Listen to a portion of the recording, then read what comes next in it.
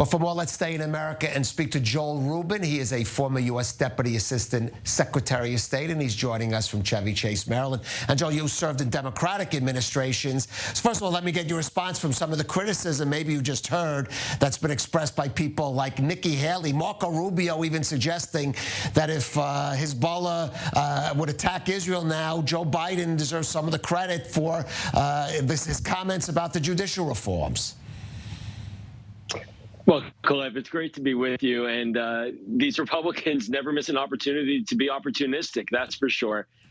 First of all, Prime Minister Netanyahu is the one who fired the Israeli defense minister. So if anything, that fact should be what should concern Senator Rubio more about Israeli security. But moving that to the side, look, Republicans right now are going against the will of the Israeli people.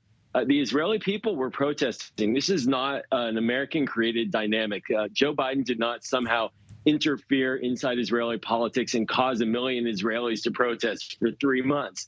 This is coming from Israel, and the American president has an obligation as a friend of Israel and a friend of democracies around the world. And just this week, we're having a democracy summit organized by the United States. So this president has a responsibility to ensure that our allies who are democratic are sticking to those principles, are being responsive, and he gently engaged, and I think that that's to Israel's benefit overall.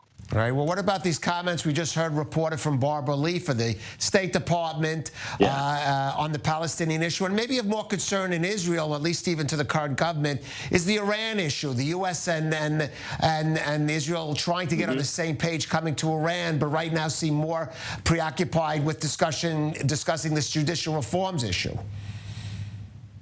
Yeah, you're right. Look, the assistant secretary, we call it the assistant secretaries at the State Department, the secretary. So Secretary Lee, she clearly is hearing it from the region. This is really taking the region by storm to see the population essentially rise up and call for democracy. That's not something that we've seen in the Middle East for a number of years with the Arab Spring.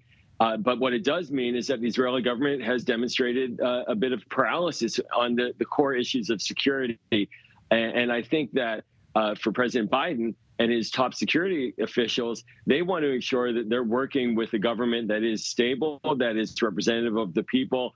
And they have been engaging with the Israeli government week by week by week, regardless of who's in charge. And for Israel right now, looking to the United States to backstop Israel on Iran, to help support it with the Palestinians. Right. It needs to have its house in order. All right.